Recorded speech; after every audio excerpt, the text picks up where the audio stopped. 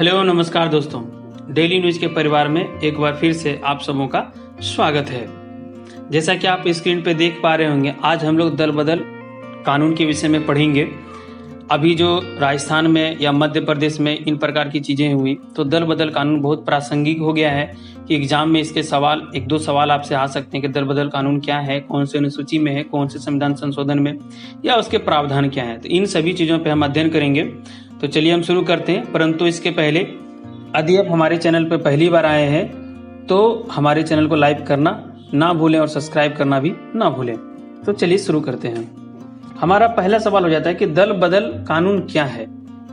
तो इसको अगर हम परिभाषा के रूप में परिभाषित करने का प्रयास करें तो दल बदल कानून का तात्पर्य है कि ऐसा कानून जो भारतीय संसद या राज्य विधानमंडल के सदस्यों के द्वारा एक राजनीतिक दल से दूसरे राजनीतिक दल में परिवर्तन की प्रवृत्ति पर रोक अथवा न्यायोचित बनाती है, उसको हम दल बदल कानून कहते हैं। इसका तात्पर्य यह हुआ कि जब कोई उम्मीदवार इलेक्शन जीत के किसी सदन का सदस्य बनता है, यानी कि वो किसी पार्टी का भी सदस्य होता है, तो किसी अन्य पार्टी में शामिल हो जाना किसी भी कारण से, चाहे वो पद का लालच हो, पैसे का लालच हो, या कोई अपनी मानसा हो, तो उसको न्यायोचित बनाना कि वो सही तरीके से गया या नहीं गया।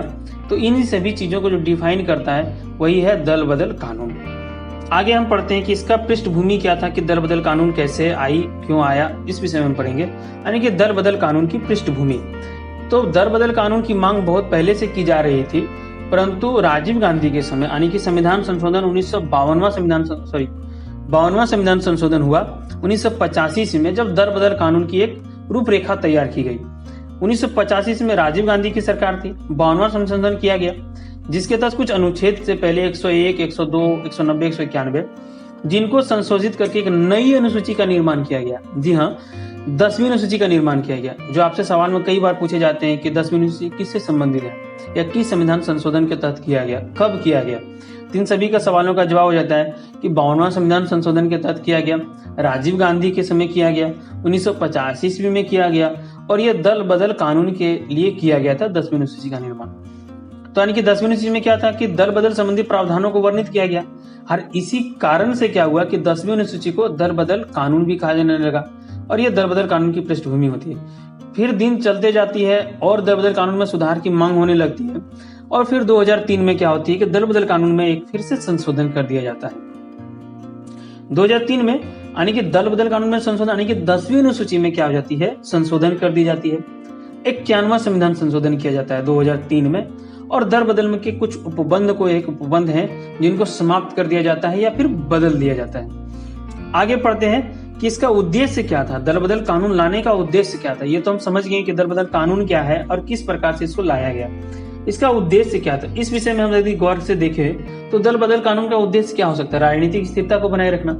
यानी कि क्योंकि जब कोई पार्टी से कोई उम्मीदवार दूसरे उम्मीदवार में चली जाती है, यानी कि सरकार गिर जाती है वहां की, जैसा कि अभी आपने देखा कि राजस्थान में हुआ कि जब उम्मीदवार पार्टी को छोड़ देते हैं, दूसरे पार्टी में चले जाते हैं, तो क्या होता है कि जो मेजोरिटी होती है सरकार की वो कम हो जाती है और सरकार गिर जाती है। ये क्या होता है, किसी भी देश के लिए, किसी भी राज्य के लिए सही नहीं है कि आपका सरकार 5 महीने, 6 महीने या पूर्ण कार्यकाल को ना पूरा करके बार बार बदलते रहे, कानूनों का इम्प्लीमेंटेशन नहीं हो पाता। तो उसी चीजों को बनाए रखने के लिए, राजनीतिक स्थिरता को बनाए रखने के लिए इसका एक उद्देश्य, प्रमुख उद्देश्य था।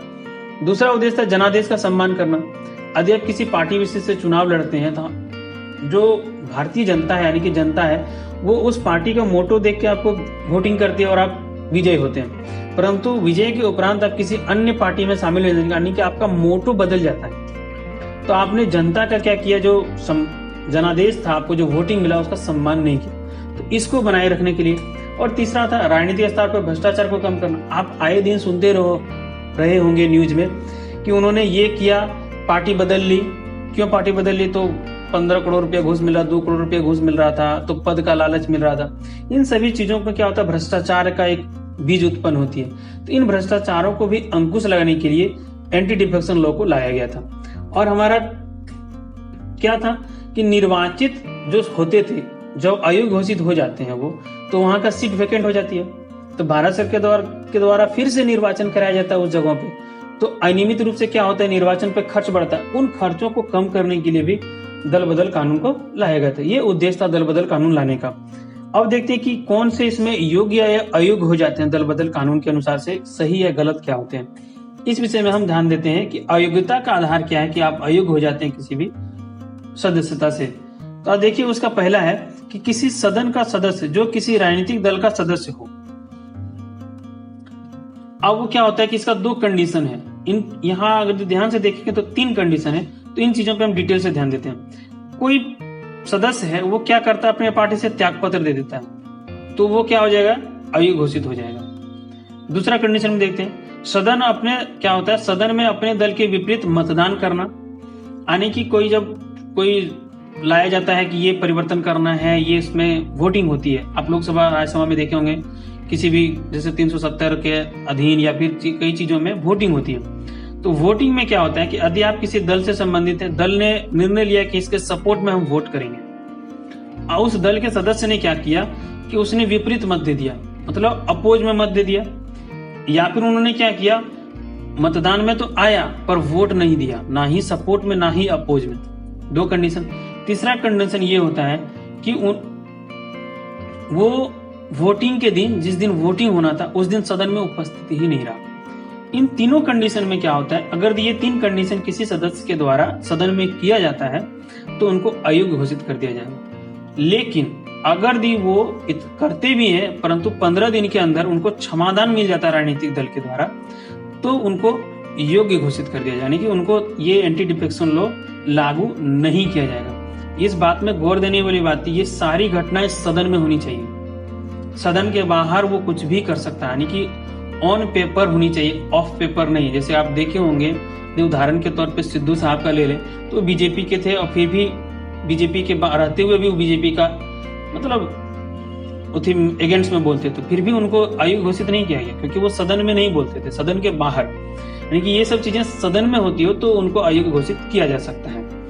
आगे कंडीशन क्या होता है कि जब कोई निर्दलीय चुनाव जीतता है, किसी राजनीतिक दल में शामिल हो जाता है। जैसे कि हमने पहले कहा था कि जनादेश का सम्मान करना, यहाँ क्या आ जाता है कि जनादेश का सम्मान ही नहीं हो पाती है, क्योंकि हम किसी भी नोटा, जिस प्रकार से नोटा का चयन किया गया है कि किसी भी उम्मीदवार को नहीं वोट देना हमको, तो नोटा को वोट देंगे, उसी प्रकार से होता है कि हमको किसी भी पार्टी को वोट नहीं देना था। यानी कि जब हमको पार्टी को वोट नहीं देना, हम व्यक्ति विशेष को वोट दिए और आप किसी पार्टी में शामिल हो जाते हैं, तो कहीं ना कहीं हमारे जनादेश को सम्मान, आप देश की जनता के जनादेश को सम्मान नहीं करते हैं, तो इस प्रकार से क्या होता है, उनको अयोग्य घोषित कर दिया जाता है। आगे क्या होता है कि आप देखे होंगे लोकसभा राज्यसभा में राष्ट्रपति, जबकि राज्यपाल उसी तरह विधानसभा विधान परिषद में लोगों का चयन करते हैं कि ये चीज, ये कमी है इस समुदाय से, तो उन लोगों को मनोनीत करते हैं। तो वो मनोनीत लोग जो होते हैं, अगर 6 माह के बाद किसी राजनीतिक दल में शामिल हो जाते हैं तो उनको अयोग्य घोषित कर दिया जाएगा। ये गलत है। आपको मनोनीत किया गया था किसी चीज को लेके, आप फिर भी राजनीतिक दल में चले जाते हैं तो आप दल बदल कानून के अंतर्गत आते हैं और आपको अयोग्य घोषित कर दिया जाएगा। अब हम पढ़ते हैं कि अपवाद इसमें क्या क्या है, तो इन अपवाद को हम ध्यान देते हैं। अपवाद है हमारा, पहला अपवाद है कि जब किसी राजनीतिक दल का, मतलब कोई राजनीतिक दल में कुछ सदस्य होते हैं, 1/3 सदस्य किसी अन्य राजनीतिक दल में चले जाते हैं या राजनीतिक दल को छोड़कर नए राजनीतिक दल का गठन करते हैं, तो उनको अयोग्य नहीं माना जाता था। परंतु आपको मैंने पहले बताया था कि 2003 में एक संशोधन हुई थी, जिसको 51वां संविधान संशोधन कहा गया।